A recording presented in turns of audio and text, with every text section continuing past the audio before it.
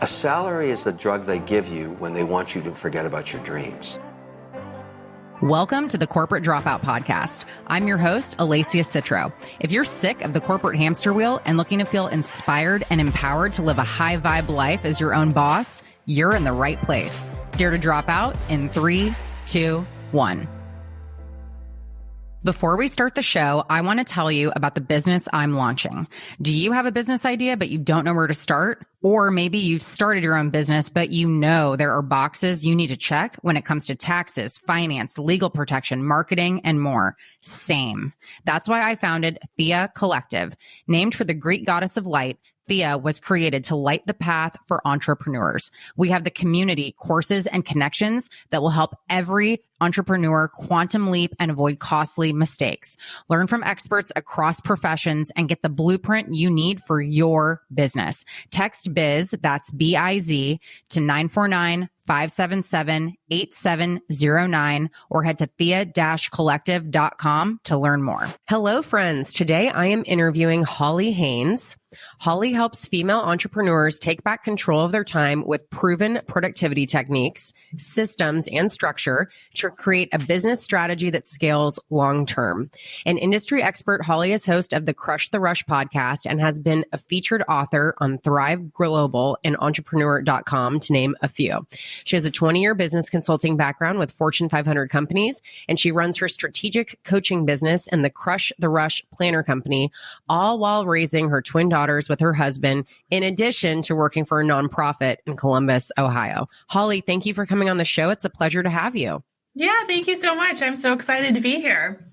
You know, in reading your bio, it sounds like you spin a lot of plates. I'm recovering from wearing busy like a badge of honor. But before we get into the interview and learning more about you, I'm curious, how are you able to do so many things without burning out?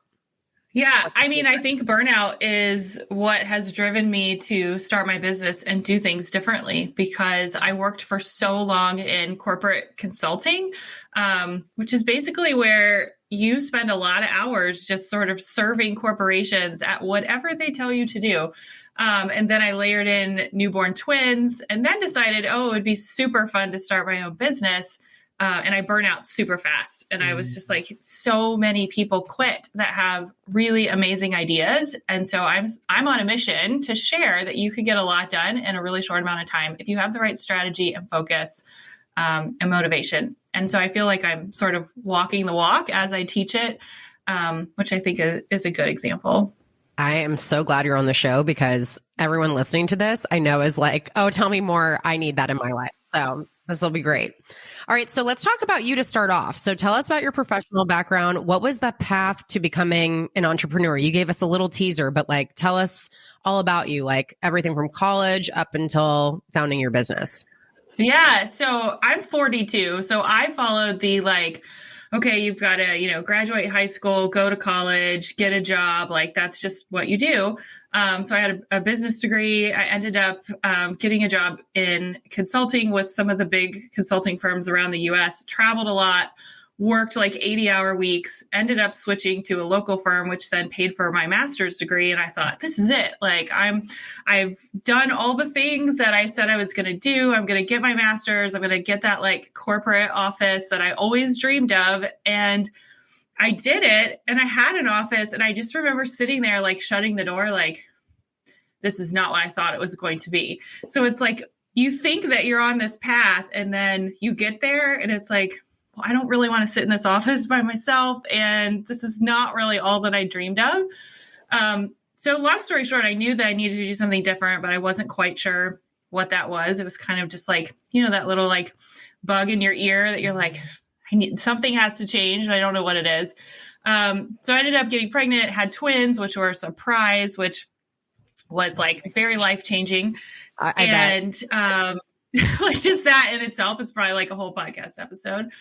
Ended up getting into network marketing sort of on accident, because I was trying to lose weight after having the babies, and ended up being pretty successful at it just organically. And so then people kept asking me, like, well, like, how are you running this team? And you have, like, at this time, they were 18 months, daughters, and you're working full time. And so I just very organically kept answering what people were asking. So I did that for about 5 years. And then in January of 2020, I was like, I just don't know if like fitness coaching is my like end all be all, kind of like one of those signs where you're like, something needs to change, but I don't know what it is. So I gave myself a challenge because I'm an Enneagram 3. I love a good list, challenge. And I was like, I'm going to create my own strategic coaching business. Like people are asking me these questions. I can teach it in a way that just makes sense. That's not something you would read in like a business book. So my goal was I'm going to start a podcast because I'm going to create a community and we're going to see what happens. So I launched the podcast in March of 2020, literally the day that COVID hit the United States. Like the first case hit in Seattle, the day that our first episode came out. And I was like, oh, well, this is really interesting. Like, what do you do now? I had like no business really. I had no way of bringing in income. The podcast was like how I was going to start everything. So long story short, it followed the same method where I was very focused on community and really dialed into what people were asking, what people were struggling with. And here we are 18 months later, and it's a 6+ figure business. I still work full time. And it started with that year challenge. So, wow. So one thing I think that's really interesting. So I too am in network marketing and like you said, organically climbed to the top pretty quickly. I had help from COVID though. Anyone that was in network marketing that had any type of foundation when COVID hit benefited from that. But I think it's so important just to sort of stress the fact that maybe it's not going to end up being like the end all be all, but it could very well be the vehicle that highlights the gifts and the talents you have that you've been blind to. Do you feel like it did that for you? Definitely, because so I was in health and fitness coaching and I'm like obsessed with morning routine. I mean, I've read like all the books about it. Like I'm up at 5 a.m. It's my thing. I don't stay up late. Like to stay up past midnight is like unheard of. And so that's what I talked about. And that's what I started teaching, which then sort of led to like time blocking and time management, which then led to like, well, how are you fitting this in and growing a business? And so it very much was the platform of how I just learned about entrepreneurship in general. Like it's just a whole nother world that if you're not in it, like you have no idea, you have no clue. And so I was really trying to learn as much as I could in that space and then applied what I learned to my business now. Yeah. People give network marketing a bad rap, and I think sometimes it's deserved, like for sure. But it can be such a great learning ground, really with very little risk. I mean, it depends on the company and all of that. Some are better than others. It was like $150 is how I started. So. Yeah. Yeah. And then, and I think it's Bob Heilig who says that it's personal development with a comp plan attached. Like you have to get out of your own way and really debunk a lot of like the head trash going on between your ears if you're going to be successful in it. So yeah, anyone who's listening, like if you've been thinking about it, like go do it. It might be the thing that shows you what you want to do. That's what happened to me. Right. Yeah. And the cool part is, I mean, I still have a team. I just don't recruit to it anymore. I still have a community. Some of those clients have become my new clients or vice versa. Like it's just this big sort of community that we've all built. I mean, some of us are doing the same thing. Some of us are doing different things. But it was a great base to start with. Yeah. I love that. Okay. So tell us a little bit about the morning routine. What's your morning routine look like now? It's interesting. So my favorite thing to do when I first get up is, I empty the dishwasher, if I'm being honest. It's like the very first thing that I do, which is not like this glamorous thing, but I will turn on an app that reads me my affirmations out loud. I struggle with journaling a lot, even though scientifically I know that it's super helpful. And so I have just found if I listen to them while I'm doing something, it's just a habit. Like I'm just pairing two habits together. The dishwasher gets done. I listen to my affirmations. And then I will go downstairs and work out right away. My workouts are usually very quick, like 20, 30 minutes. But I need to just get moving. Like I wake up like with so many ideas in my head that I feel like anxiety just takes over if I don't just get it out, like get the energy out. It's also the only quiet time I have like all day because everyone's still sleeping. So I will work out and then I'll come upstairs. I usually read for like 10 or 15 minutes, which doesn't sound like very long, but you can get through like 14 books a year if you read 10 minutes a day. So I love doing that. And then I will work. So I have pretty specific business hours that I set. And so usually from like 6 to 7:30 is when I'm working on my business. And that's before everyone is up. Then my girls get up and then we're off to school and all the things. So it's pretty specific though. I like how simple it is too. I've been toying with different types of morning routines. Like I did the Miracle Morning for a while, but then it just became like too big of a commitment. And anyway, that's a whole other story, but I like the simplicity of that and how it's just like straightforward. What's the app that you use to read the affirmations out loud, by the way? I was thinking about it when I was talking about it and I couldn't remember it. Hold on. I will find it. Because I just switched. What is it called? I also just rearranged my phone. Tell us how you organized your apps. Well, I can't find anything now. So I was trying to do I don't know if you're a big fan of the home edit where they like color code everything. And they're like, it's so much. I'm going to fly my freak flag. Listeners can't see, but I did that and it's amazing. Okay. So I need to do a better job because I did it. And now I can't find anything. So I just have to get used to it. But ThinkUp is what I use. You can record affirmations or they will have ones recommended to you. Like, so they'll have like finance or money and you could pick like 10 and then it'll just read it to you in your voice, which is super weird at first because you record yourself saying it, but then it plays back to you. So like every morning I hear myself saying these things, which is just a really good way to like clear your mind in the morning. Oh, okay. I'm going to download that. ThinkUp. I'll link that. And for those of you who don't know what Holly and I are talking about with the app organization, I will post a photo on social media so you can see. But you basically organize your apps, if you do it the home edit style, by color. And it takes like a week, I would say, for your brain to readjust. But your brain knows the color of the apps. Like it's pretty crazy. So anyway, it is crazy. I'm still adjusting. Yeah. Yeah, give it like a week. You'll be good. All right. So tell us a little bit more about like, I'm curious the balance of like being a working mom. So your twins are how old now? So they're 8 now. Okay. They just turned 8. Oh, wow. Okay. So the majority of listeners for this show are working moms. And I feel like the struggle every single one of us deals with is attending to each area of our life with some semblance of like quote unquote balance. I don't know that balance really exists. I think it's kind of BS. Yeah. But like, have you found that groove? And if so, like, what does that look like for you? And what was that learning curve like?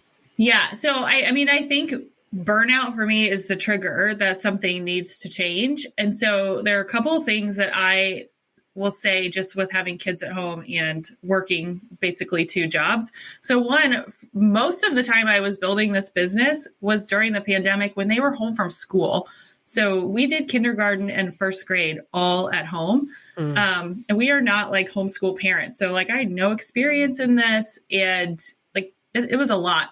So for me, I try to think about what are the priorities of the day. Like I just try to take it one day at a time. So at the beginning, it was, okay, the priority is like these kids have to learn to read. Like I am responsible now for teaching them how to read. That is like a life skill. Like if we can't figure this out, like they're going to be scarred for life.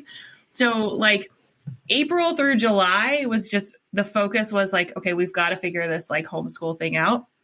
But then it started to shift, right? Like once summer hit, then it was like, okay, my husband can take the girls. I'm going to dig it back into business a little bit more. And so for me, it honestly changes day to day. Like they're at school today and my corporate job is super slow right now. So I have a lot of podcast interviews that I'm fitting in during the day, which is not normal, but that's just kind of the priority. So I try really hard to just bucket my priorities and pick one thing. Like what's the one thing today that we like absolutely have to get through? And that sort of helped. It really just comes down to prioritization. And I try to tell myself like, if you're not on Instagram for 4 days, like it's fine. The world's not going to end. It's okay.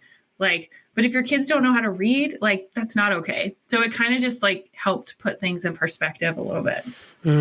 Yeah, there's really good nuggets in there. So like what I heard too is kind of honoring where you are and what needs to get done and not shoulding on yourself of like, oh, I should be working my business today. It's like, well, maybe you find a pocket to do that if there's like the one thing you have to accomplish, right? But like just honoring like where you're at and focusing on what absolutely needs to happen and not worrying so much about the things that we should be doing, quote unquote. Yeah. And I think for me, I'm very strict on sort of my morning business hours. So I know at a minimum, unless there's like a catastrophe, right, that I'm at least getting an hour and a half or 2 hours of time into my business every day, Monday through Friday. And so that's there. Like that's scheduled as part of the day. No one's up. For the most part, it never gets interrupted. But I think it's also thinking about like, is what you're doing right now going to support you and get you where you want to be 5 years from now? Scrolling Instagram's not probably going to get you there. Taking some time to figure out a content plan probably will get you there. So I tried to just like flip the mindset around of like, let's really treat this like a business. I have business hours. I'm going to try to honor them as much as I can. And then, you know, when it makes sense, obviously family and those priorities come first. Yeah. Yeah. I think knowing like at the end of the day, and I don't know if you ever kind of zoom out and think like this too, but when I think of like how I'll feel on my deathbed, am I going to say, oh gosh, I wish I would have, you know, spent more time, you know, posting my content to Instagram or whatever. Right. Or, well, I wish that I had spent more time with my daughter, you know? Yeah. Yeah. It's interesting. I actually was at a retreat a couple weeks ago and they had us write out, like, let's say you lived like the most amazing life and you lived until like 100 or whatever the age is now. And like, what would people remember you by? And then they had you say, okay, well, what would they remember you by right now? And it was such a powerful exercise because it was super crystal clear to me, like what needed to change. Like I knew right away when I did that. So I think that's a great analogy. I think Matthew McConaughey talks about that too in his book, Green Lights. Have you read that? No, it is on my list though. I love him so much. It's a really good Audible book. I like to read versus listen, but it's really nice listening to Matthew McConaughey. I'm not going to lie. But at the end of the book, or maybe it's not even at the end, he talks about starting with the end in mind and like, what would your eulogy be? Yeah. And so a little bit different than what you said, but I love that idea. I need to do that too. It takes like 10 minutes. And it was like, if you're starting to feel overwhelmed, I think it's just a great exercise to say like 10 years from now, where do you want to be? And like, where are you at right now? And then, you know, like, it's just super clear what you should focus on then. Yeah. Not to sweat the small stuff so much. Mm-hmm. I feel like this is a good segue into the strategies and the planner that you created too. So on your website, on the planner section, it says it's the solution to running your business in 8 hours a week or less, which sounds like something I could use. So tell us about the system and how it works. Yeah. So it actually goes back to those business hours that I was talking about. And I had found that I really needed a system that I could be consistent with over time. So me working 20 to 30 hours a week on my business on top of a 40 to 50 hour work week obviously wasn't going to work.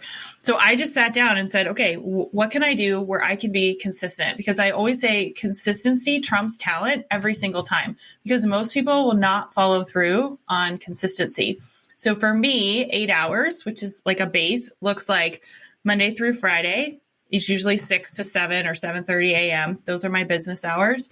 On Saturdays, I do a 2-hour creative session. It doesn't have to be on Saturday. If you have time during the week, you can do it whenever.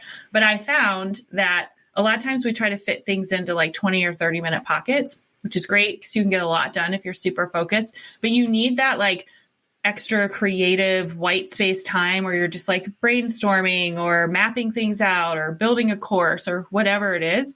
So I actually do that most of the time from 6 to 8 in the morning, which I know sounds crazy, but I'm a morning person. So I will be like in bed by 9:30.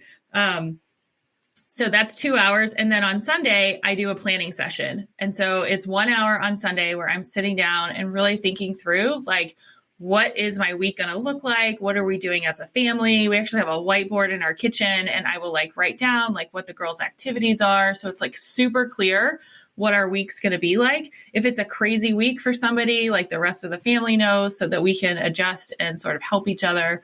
And that adds up to 8 hours. So it's Monday through Friday, 1 hour minimum, 2 hours on Saturday, 1 hour on Sunday. And that's like 426 hours a year. Like you could make a lot of progress with that amount of time. It's funny though, because like if you think about an hour and a half a day, that doesn't really seem like a lot, but it goes back to like that compounding effect. Like 426 hours is a lot of time. Yeah. And I'm very, very intentional with what I'm doing. So one of the other things that I like to layer in, and we were talking about this, is theme days. So like Monday for me is typically when I will plan my content. So I'm not like answering emails or like building a course or planning podcasts. Like I'm sitting down and I'm writing content. And if you do that for an hour straight without interruptions, like you can get a lot done, a decent amount done. And then like there are different theme days that I use, but like Fridays, I'll do all my client calls on Fridays. So I'm not like switching between things, and it's just very intentionally planned and focused. Yeah, I think the context switching is what absolutely can kill productivity. So after this, we'll give a little bit of a teaser now. We're going to do a mini episode, and Holly's going to teach us all about theme days. So come back for that tomorrow. And also, by the way, like just to plug the planner, it's really cute. I know people can't see it because they're just listening, but it will be linked in the show notes. So if you need a new planner, you need to go check this one out. Oh, thank you. We have something else in common, by the way, and it's a love of office supplies. So anytime I go to Target, my husband's always like, how many notebooks do you need? Like, I'm just a sucker for like pretty notebooks and pretty planners and pens and all that kind of stuff. And I've actually thought about creating a planner to sell as well. I've been using one that I made in Google Docs. That's where this one started. Oh, I love it. Well, okay. So how did you end up like refining it into a product, and how did you bring it to market? Tell us about that. Yeah. Too. So this is a crazy story. So I get these like random ideas in my head, and I'm like, oh, I'm just going to do it. So I'm typically a fast action taker. I should probably like not act so fast, but I feel like it's helped me in this case. So I was actually at work, and I am a collector of planners, and I was just like browsing through, and I saw on the back, there was this awesome story about this company. They're called North and Third, and they're like female led, and they help bring paper products to life. And I was like, I'm just going to call them. So I did over lunch, and I was like, I want to create a planner. Can you tell me what you guys do? And they did. And at the time, it didn't make sense. But once I sort of got my podcast going and we're sort of getting the groove, and I knew that my community was asking for this, I called them back and said, hey, I think now is a better time. And so I worked with them, and I literally sent them like hundreds of pages of templates that I had created over the years that I had used for different planning or teachings or whatever. And then we worked together to create the planner that exists today. There are a couple of things that I definitely wanted to include in it. And that was one, I wanted to teach the strategy of how to plan a quarter and a month. So it's not just like time block your day. Like there is some intention around it. And then I also love doing the reflection at the beginning and the end of the week. So that is embedded in the planner. And then I link podcast episodes that teach you how to do it. So if you're better at listening, or you just learn different ways, like there's tutorials in the actual planner, but then you could go to the podcast episodes and learn like how I do it and hear my voice and things like that. And then we linked it to a community. So we have planning parties, and it's just become this like whole thing. So that's how it started. It was an idea over lunch. And then I don't know anything about print products. And so I sourced sort of the printing to this company, and here we are today. So. Oh, that's so cool. Well, and I love the fact there's a few things in here I like. I like that it was community driven. One thing that has come up over and over again on the show, any entrepreneur who has a physical product, they have said like, you need to survey the people you're trying to serve, and you need to be able to tweak and pivot. And you kind of did that without having to like fumble at all by releasing a product that needed to be redone at all. And actually tell us a little bit about that. Like, where does your community live? Like, how did you get that built? I think that that's kind of a cornerstone of a successful business. Yeah. I'm really intrigued. Yeah. So, I mean, the podcast is really the sort of the central hub of everything. So the planner links to the podcast and vice versa. I mean, I do talk about other things on the podcast also. And then from the podcast, people were joining our Facebook community. So the Facebook community really drove just like getting to know me better, which then drove questions. Like I would pop in every week and ask questions like, what would you guys like to see in a planner? I mean, there are 8,000 planners in the world. So like on paper, this did not make any sense at all. I'm actually surprised it's not more. I don't know. I mean, there's probably way more. I mean, there's a lot of planners, right? Like there's a lot, but I knew that I had the community that was asking for certain things. And so I really just designed it around there. So podcast, Facebook, A little bit on Instagram. Like once the planner was like out in the open, like you'll see like on Sundays, people will share like they're doing their Sunday planning because that's what we teach. Or they'll share like the unboxing of it because I love paper supplies and we have a really fun box and things like that. So yeah, and I just I think it's amazing too, like that you took this idea that you had over your lunch hour and then actually Right. brought it into the world, because a lot of people have ideas all the time, but it's just fleeting and like goes away. Like to actually create that is so cool, I think. I mean, the planner is like one of my favorite things. Again, I think because I just love paper products and nice things, and I just like to write things out. And so it was sort of like a passion project. But I think when you're really passionate about something and you have a community where you're attracting people that are similar to you, then that's sort of where you see the success. And I didn't intentionally plan it the way that it came out, but I think having it tied back to the community and then tying it back to the podcast, like it's almost acting as like a tripwire to all of my other products and services, which again, I didn't think about that when I started it, but now we're like really intentionally thinking about like the product suite and what it's going to look like longer term. And the planner is really what gets people introduced to the community. Wow. Yeah. There's so many layers of this I love. I haven't set up a group yet, but after talking to you, it's like, okay, how many signs do I need to get that it's time? So thank you for that. Yeah. So let's talk scale a little bit too. So now Okay. you've been operating your business since March of 2020, you said? That's when everything kind of podcast started in March of 2020. Yep. Okay. And then everything sort of dovetailed from that. So what's been the primary obstacle in scaling? I know one of the main things you help women with is to do just that. So what's been your biggest challenge, and what are you also seeing from clients in the community as challenges? I mean, I think the biggest challenge that I see is also what I teach, and that is time. Because you can't do everything at the same time. Like I can't launch a planner, launch a mastermind, create a course, run like a Facebook community. Like I cannot do it all at the same time. It's impossible. So for me, scaling looked like outsourcing first. So like when I first started my podcast, I was like, my number one goal in the short term was not to make money for myself. It was to hire a podcast editor. Because I was like, I cannot do this. It's taking like 4 hours of my time a week, and I don't have that kind of time.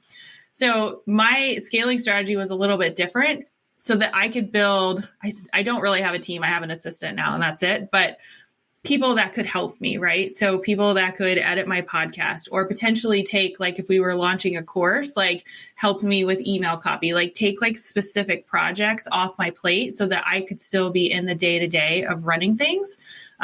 So that's how I started to scale. We're now looking at hiring team members and things like that. But at the beginning, it was like, I know I can't be in all these places at once, but I know I want to be.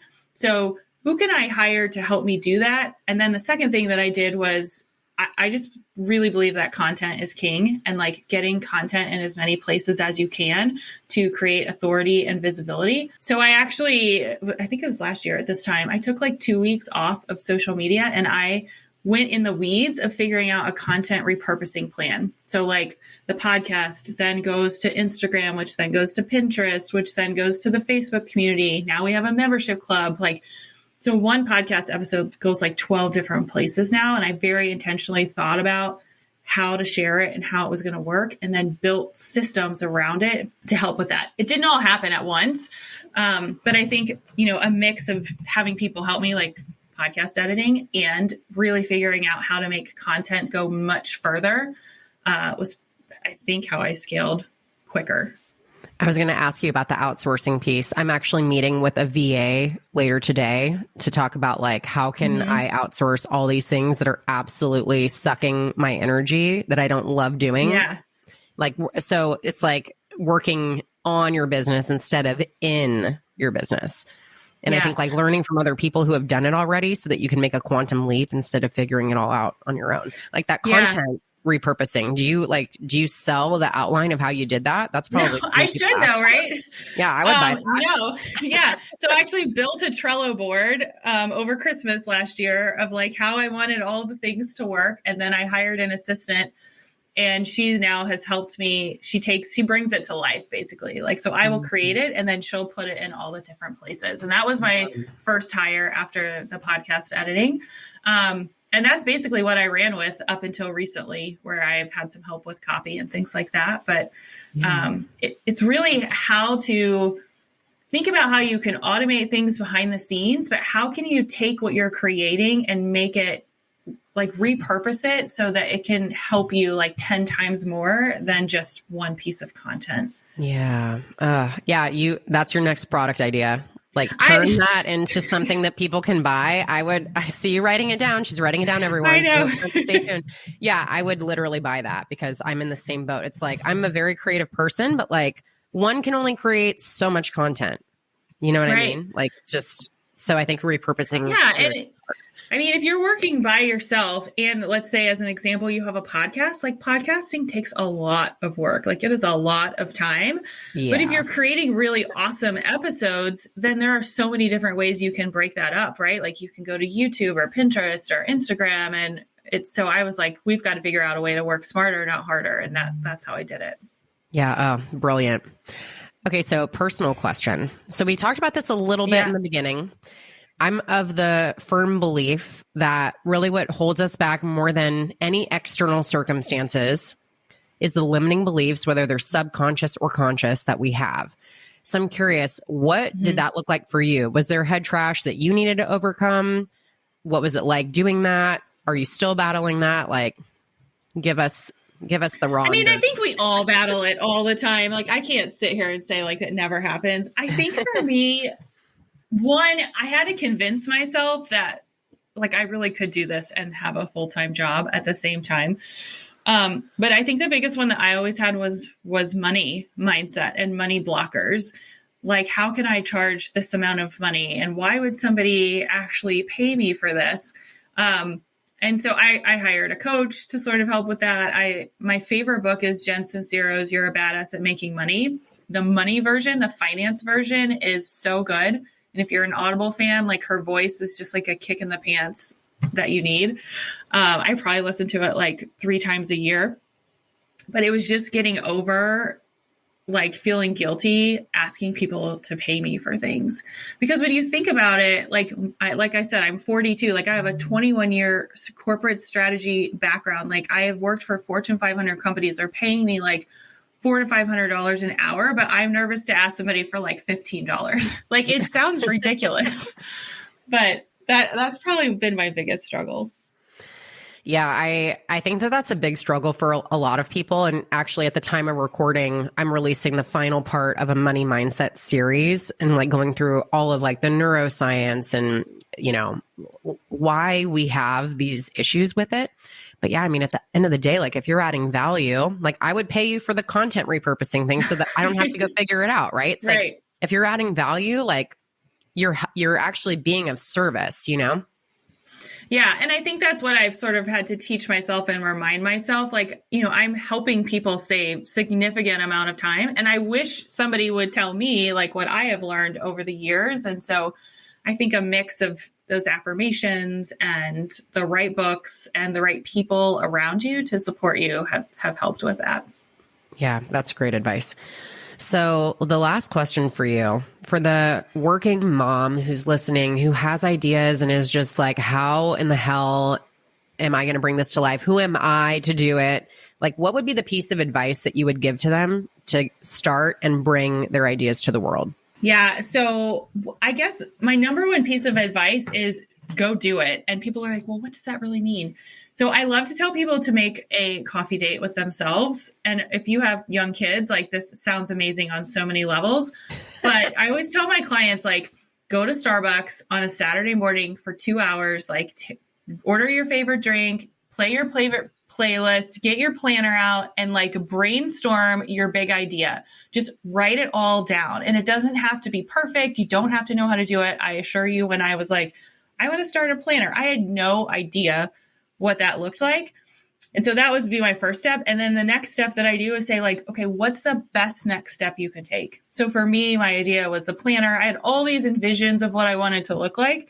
I knew the best next step was like, I had to find somebody that knew what they were talking about, because I didn't know how to do it. So whether it's like reaching out to a team or taking a course or Googling it, and then that leads you to your next step. So like, what's the next best step? But I love sort of having those like quiet coffee dates where you're just like putting your thoughts on paper. And it's just, you just feel it's so inspired that you're actually like giving your idea life. My girls have this book called What to Do with an Idea, and I can't remember the author's name, but it's literally like this story of this idea is like on your back. And like, if you feed it the right things, like then it takes over the world. It's very inspiring. So that's what I think about when I'm having these like coffee dates. Like, I'm giving it energy, and that energy is going to help me learn to take the next step. I'm going to link that book in the show notes. I got chills when you brought it up because Mila has that book too, and I love it so much. It's so good, right? I read it like once a week. It's my favorite. Holly, you're probably going to like think I'm kind of a dork when I tell you this right now, but the other thing that I think of, like doing like the next best thing that you can do, the way that I remind myself. So I have a 3-year-old daughter. She's obsessed with Frozen and Frozen 2, like all of it, right? And I think of that song that Anna sings of like, just do the next right thing. Yes, I love that song. Yes. I feel like the amount of Disney references that come up in this podcast because my 3-year-old is like getting a little egregious, but you know what? If it works, like you just run with it. Yeah, it's a great song. If you want to, this is probably for older kids, but the Cinderella soundtrack, the new Cinderella, that with actual people on it on Amazon, is like a very empowering soundtrack. So if you need to take your coffee date, go pull up the Cinderella soundtrack and you'll feel really good. Oh, I'm here for it. I love it. Well, Holly, thank you so much for coming on. Tell us, where can listeners find and connect with you? How can they work with you? All of that fun stuff. Yeah. So you can go to hollymariehaynes.com, and I've got the planner there. You can actually take a quiz that will tell you what your productivity personality is. And then I will send you a Netflix style list of resources to help you. And then my podcast is called Crush the Rush. So you can come listen to tips like this, and let me know what you think. This was so fun. Thank you again. And I can't wait to go on your show next month. I know. I'm super excited too. Yeah. Thank you for having me. And I appreciate you coming on, and I cannot wait for this business tip. So come back tomorrow. We're going to be talking about theming your days for maximum productivity. And we'll see you then. This episode was brought to you by Thea Collective, the learning community I founded for entrepreneurs. Text BIZ, that's BIZ, to 949-577-8709, or head to thea-collective.com. That's THEIA-collective.com to learn more. Thanks for listening to the show. If you enjoyed today's episode, please help me get the word out about the corporate dropout by screenshotting and sharing this on social. I would appreciate it so much if you would subscribe and leave a 5-star rating and review as well. And I do this show for you, and I want to hear from you. So tell me, what is it that you want more of? Text me at 949-541-0951 or slide into the DMs at Corporate Dropout Official or Alacia Citro with 2 underscores. Until next time.